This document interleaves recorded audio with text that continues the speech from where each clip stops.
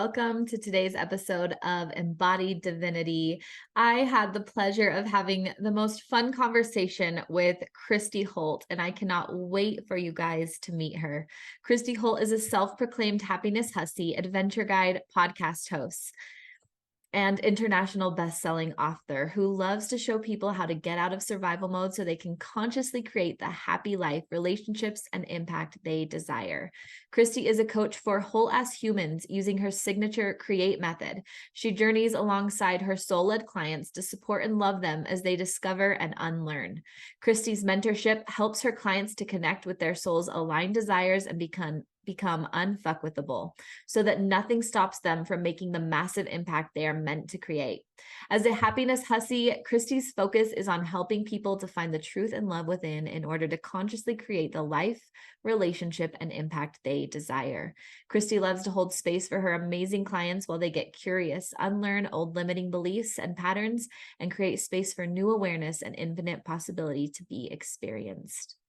I hope you guys enjoyed today's conversation with Christy. As always, breathe deep and plan on miracles.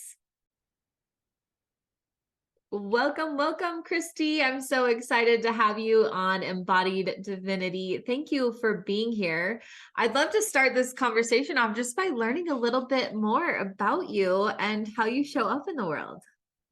Oh gosh, thanks so much for having me. I'm really excited to dive into this conversation.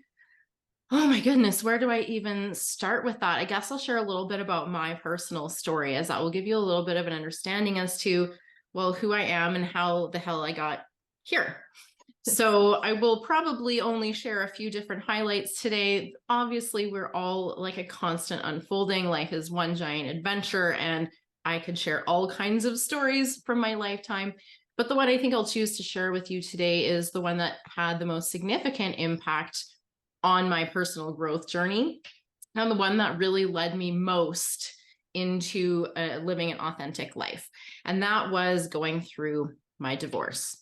So I was, for a long time, kind of hanging in there. As I reflect back on that time, I really recognized that I was doing that thing where I was living in the potentiality and not reality for some time. And that, I think I will attribute that to being a very empathic person and someone who really truly can see the possibility in someone, even if they don't see it in themselves, which is a gift. And in this particular situation, I was not using that in the right way because I continued to stay in a relationship that very clearly wasn't working if I looked at the real cold hard facts of the situation. And yet I stayed because, well, a lot of reasons. Number one, I was nearly 40. And, society has really told us that we're pretty washed up. So I had this deep fear of, oh my gosh, like I'm going to be a single mom of 3 if I leave, like I'm going to be alone forever. And so that kind of kept me in this relationship. I also started working on myself though during this time. And this finally came around and lended itself to this kind of like holy shit moment where I was like, oh my God, it's me. What have I been tolerating? What have I been putting up with? What have I been contributing to this to get me to this point? And it was sort of at that point where I realized like, oh shit, like it's me, channeling Taylor Swift, I'm the problem, it's me. And then I realized like, wait a minute though, because if I'm the problem, I am also the solution. And so in that moment, I had this shift and I realized my kids didn't need me to stay and hold this crumbling mess together. They needed me to lead the way and show them how to create a happy life, do the things that light your fucking soul on fire, and do that unapologetically. And so I realized I had to make a shift. And I absolutely had hoped for a long time that he would evolve and grow with me. But sometimes that fixed mindset can be really, really fixed. And so at one point, I really just realized I had to, for myself and for my children, lead the way and do the thing that felt right for me.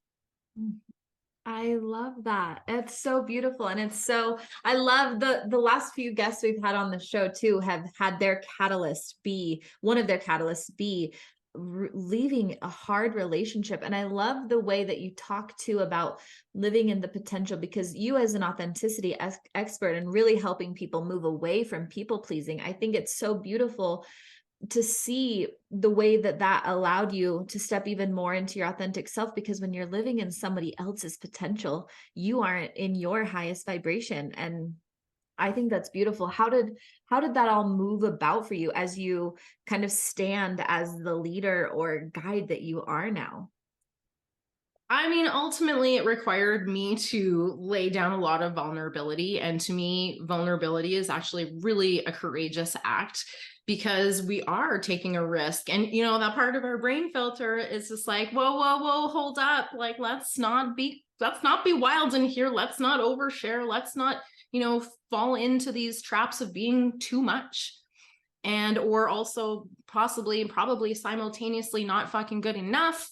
And so we end up kind of in this trap. And so, you know at first it was really tricky, and actually this is one of the reasons that I wrote my book called Unstuck for Women. You can see it behind me if you're catching this on the video, is to get unstuck from those thought and emotional spirals that keep you trapped in situations that are really not meant for you, right? This is about becoming authentic. This conversation is a journey of authenticity, stepping more and more into what is in alignment for you. What do you need to do in order to know what is in alignment for you or what is not? You need to get to know yourself. And sometimes what we need to do very first step along the way is clear out that mental clutter and mumbo jumbo that has us, in survival mode, living on autopilot. It's just natter, natter, natter, like inner bitch to the max, right? People call it the inner critic. And so ultimately I wanted to put something out there to help people overcome this mental chatter. This, I call it in the book, like kind of like the asshole mind. It's kind of like your ego. It's stepping in. It's literally, ultimately, you're not trying to self-sabotage. Your ego is trying to act from self-preservation. And so if you can make this small shift in this perspective, you can start to observe what's really going on. And this is part of what is in my book, learning to observe this, learning to watch what's going on inside your mind instead of identifying with it.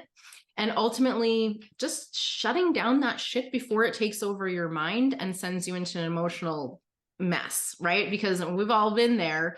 And when I was in my relationship, I was constantly overwhelmed and anxious. And I had these thoughts, just a shitstorm of thoughts that kept me really feeling stuck and hopeless, overwhelmed, unhappy, feeling like, oh my gosh, there's got to be something more than this.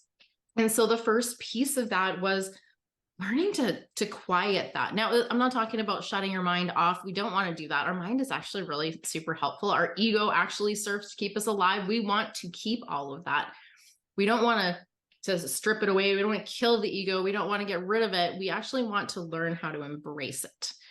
And so inside of my book, I do share the ways to build a toolbox, because I don't think there's a one size fits all solution to anything. You are as unique as every drop in the ocean, and yet we are all part of this collective. So, drawing on collective knowledge, I pulled together a list of resources and tools to equip readers to get the fuck unstuck, to step out of this thought and emotional spiral and into their power.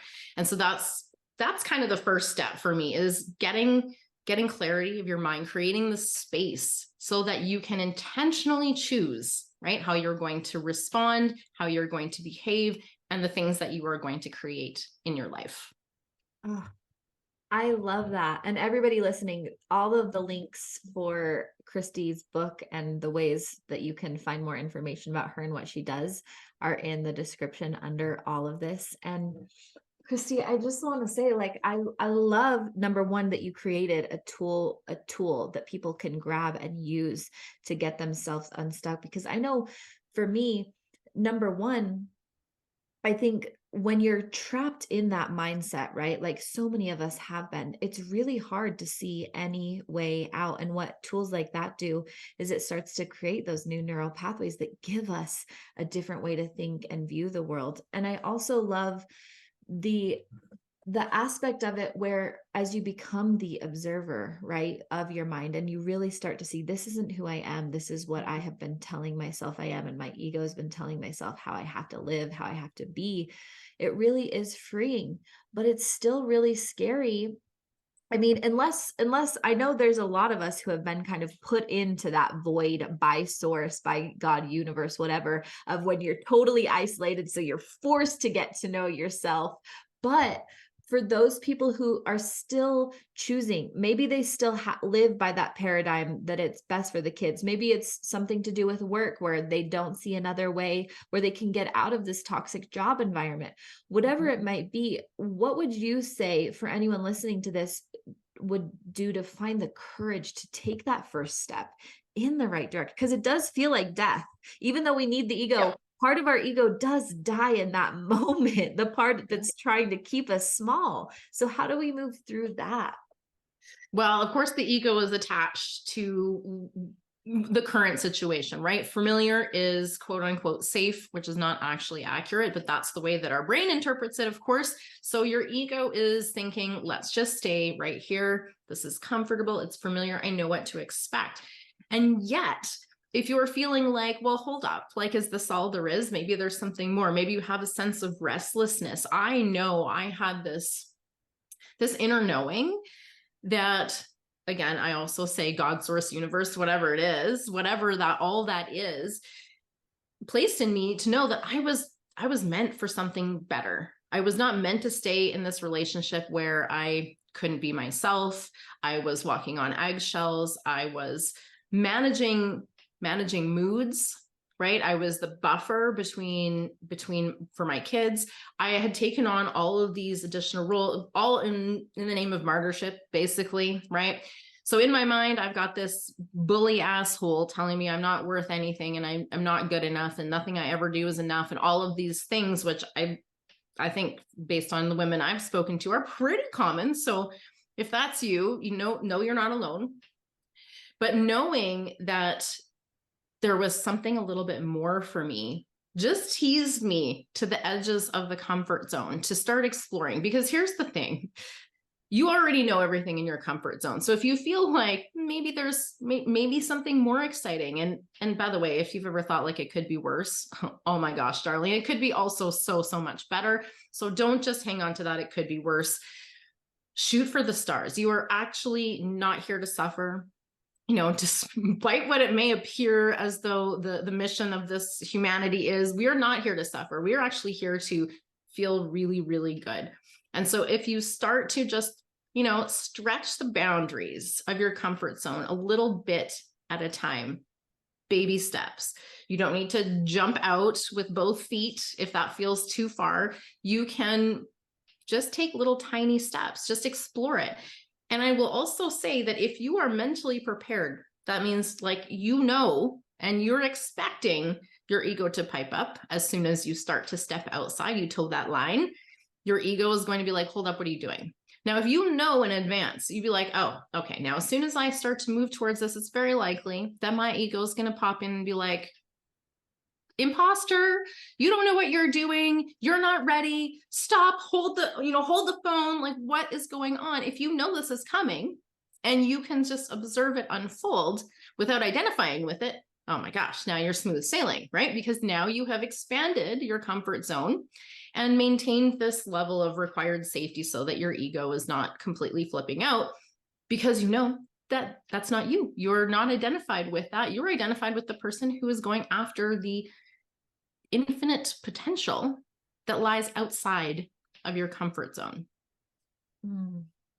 I love that. And I think it's so beautiful. And, as you were talking, one of the things that came through is I have so many clients who have said to me things like, well, I don't think it's going to get any better. I'm really used to this. I know how to navigate this. This is just what life is. Life is just this way. And you, Christy, call yourself the Happiness Hussy. And I think it's so beautiful to go from that kind of flatlined, this is what life is, there's no other way, to how do you even find that, how do you even find that Spark, if there's somebody like you who doesn't know in their soul that they were meant for more, maybe they have been just so pushed down by life, right? But they do have this connection with something higher. They do feel that little tiny spark, but the thought of it being happiness or roses and daisies just seems so far away from them. How do you find that and start to cultivate that hope and spark even more within you?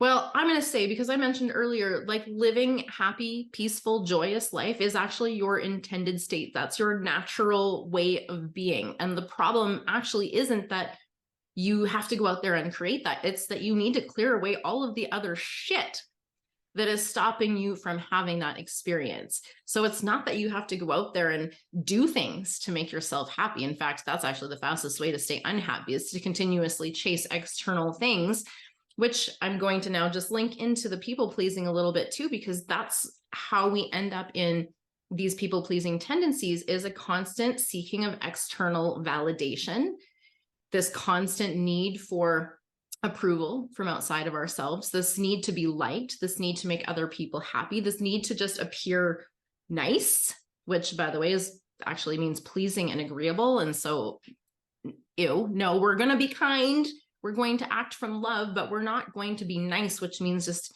bending to everyone else's whim. We are taking back our power, right? And so in order to do that, we have to start to get to know ourselves. And so once we do this, we can start ourselves down a trajectory of really stepping into who we authentically are, knowing that happiness and peace and joy and love and all of these high vibrational states, if you will, the ones that actually feel really, really freaking good, those are the way you are meant to feel all of the time.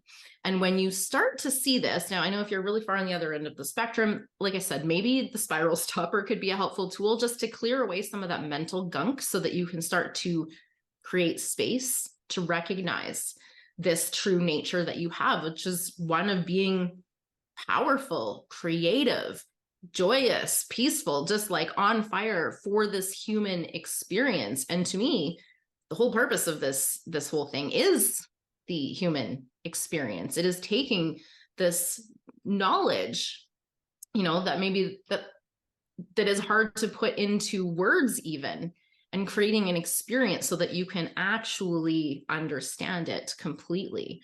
And then when you start to lean into this and start to trust yourself, clear away, unlearn the conditioning, the programming, the habits, the patterns that you have picked up, and it's not your fault. So I will say that as well, but it is your responsibility to shift it moving forward if you want to experience something different. No one else actually can do that for you.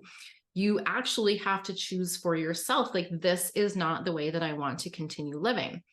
And I'll tell you what, when you make that decision, when you start leaning into it, start clearing away those pieces of your identity that aren't you, probably some good girl conditioning thrown in there for good measure, because we're all taught to sit down, be quiet, listen, don't be too bossy, don't be too emotional, don't be too sensitive. Oh my God, don't get angry. That's not ladylike. Please other people, serve other people, be the nurturer, all of these things. And so as women, we grew up and we might not even recognize that this programming is running, right? Yet here we are. Maybe we're constantly disappointed in our relationship. Maybe we're walking on eggshells to avoid another fight with our partner. Maybe we're not setting boundaries with our clients, right? Because God forbid, they might not like us, right? And then we might run into problems with that. We might have a lot of clients ghosting us, or all these kinds of crazy scenarios that will play out. And we might even be missing the fact that these conditioned, programmed habits and patterns are actually running on autopilot in the background.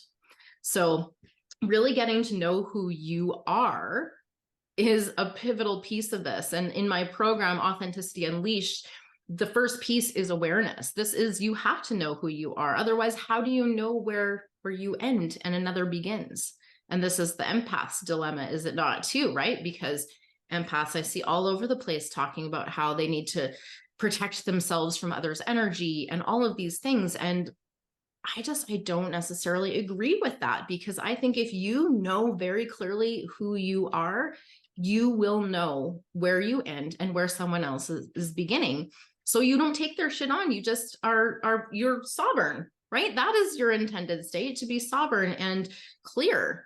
And so this first piece is ultimately about awareness, getting to know, who you are. Maybe you've never really taken the time to sit down and look at your values to see if they line up with the values that you're actually, living out in your autopilot state, because sometimes there can be an incongruence.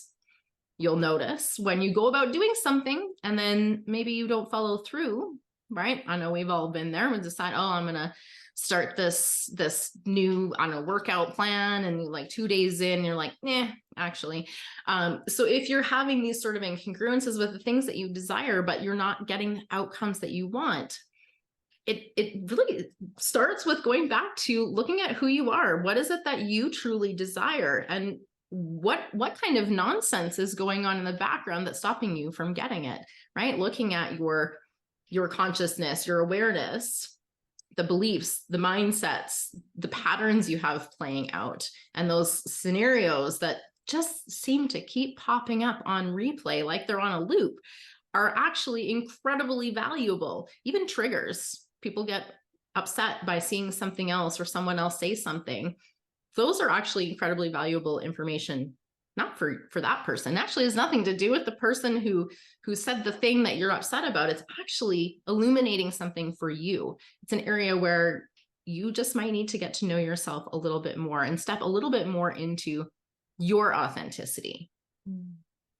I think that's so powerful. And I love that you gave the listeners a place to start coming up with that awareness. We talked last week about how people pleasing is not only a form of control and manipulation to get others to like you, but also you can't trust any relationship you have because nobody's in relationship with the real authentic you. They're in a relationship with who you've made yourself to be for them. And I think a lot of people get stuck there because it's like, well, what if people don't like me? And it's like, but the right people will always come to you when you are in your most authentic expression, and you'll know that they love you for who you are. And you don't have to have these walls and lies and armor around you all the time. And it's really freeing and powerful. And I can see that you absolutely embody it. And I'm assuming, correct me if I'm wrong, but in your catalyst to get here, as you left your marriage and were able to step out on your own, you also became more of your authentic self so that you could attract more of the happiness and truth that you desire. Did you feel like, I know so many of us leaders and coaches, I have to experience all of the things we teach and so many different nuances.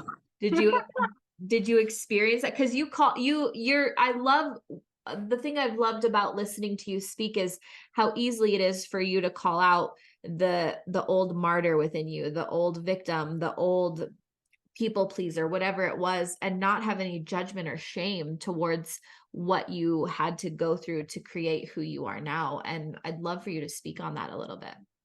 I mean, hell, I would do it all over again, because I would not, like I said, okay, so there's this knowledge that you might have about what something would be like or what an experience would feel like. But I'm going to throw an example in here, because when I was a brand new mom, quite some time ago now, but in my mom's group, I had another mom, and she was a doctor. She was also in this group with her first child, and that's how we met. We were both brand new moms. But what really stood out to me is that she said, oh my gosh, I had no idea. I have been doctoring, women with babies and pregnant women her entire career. And until she had that experience for herself, she really didn't know. And I think this is the thing. We don't know what we don't know. So when we start to step into a new experience, it gives us a new light, right? It gives us a new understanding, a new perspective. And absolutely, for that reason, I would not change a thing. I wouldn't be who I am and where I am today, having not gone through a lot of that, we'll say, refinement, right? Because it's really was a successive and excessive amount of challenges, which I will then reframe to say they were really opportunities for learning and growth, for opportunities, invitations for me to step into the next version of myself. And I want to add to that you don't have to really, do anything drastic to become this version of you. You were already her. It's, again, just sort of clearing away those pieces of your identity that aren't you, that don't really align, those things that you picked up from other people.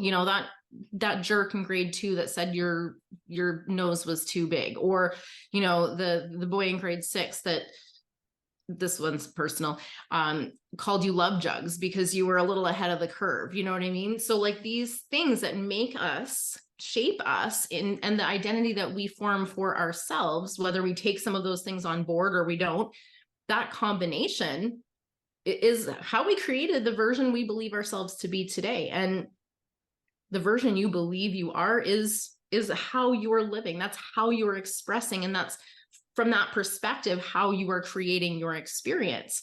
So if you want to create a different experience, maybe one with less suffering, one with less inner turmoil, one with more peace, love, joy, happiness, doing the shit that lights your soul on fire, it's a matter of stripping away. Well, okay, like that person's voice from grade 2 saying whatever doesn't really, it's not helping, right? It's not true. And so how can we just begin to strip away those pieces that are actually cock blocking us from the outcome we desire? And I want to say, because I completely agreed with what you mentioned, when you are wearing masks, when you come into a relationship, ask me how I know, okay, this is also personal, and you are pretending to be the person that you think they will like, right? This is, oh my God, we do this all the time. And I see this from sucking in your belly, or not eating the way you would, or being more prim and proper, or just trying to maybe be somewhere you're not. It doesn't matter what angle you're going at here. Ultimately, it's you wearing a mask and you trying to get the other person to like you. And if you are maybe really, really feeling lonely, the incentive to do this seems to go up exponentially, right? Because we feel this, and society has told us that we're kind of, less than if we're not partnered up, and all of this other bullshit. So let's strip all of that away. But if you're not showing up as yourself, then, as you said, you're not ever going to feel truly seen, loved, heard, accepted. It's not fucking possible, because you are not showing yourself. So even if they do happen to absolutely freaking adore this version of you, now you have to keep up a facade, which is exhausting. And secondly, there's always a part of you that thinks, they don't know the whole me. If only they knew about this, they wouldn't feel that way.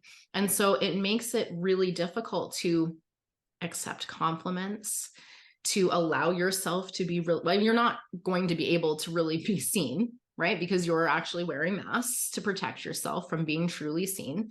And so this deep desire for this connection, to truly be seen and heard, loved unconditionally, and accepted for exactly who you are, literally requires you to show up exactly as you are. And just as you said, like, it can be really tricky to make this move. Some friends are going to fall away. Some friends are going to be intimidated by your growth. They're going to be triggered in their own way, something coming up for them to look at, something that's making them feel insecure. It's not about you. But it can be terrifying to consider, well, if I change too much, like, I might lose all of my friends. Yes. And you will actually find the people who are for you. What actually happens when you start creating boundaries and start living authentically is those that are not aligned with you will fall away. Now, if you're worried about losing these friends, I would suggest that they may not be proper friends if they fall away on account of you being more you. Like, I'm just trying to help the listeners really get some like cognitive understanding around this and make logical sense of it as well, because sometimes that logic gets in our way and we think, well, I don't want to lose my friends.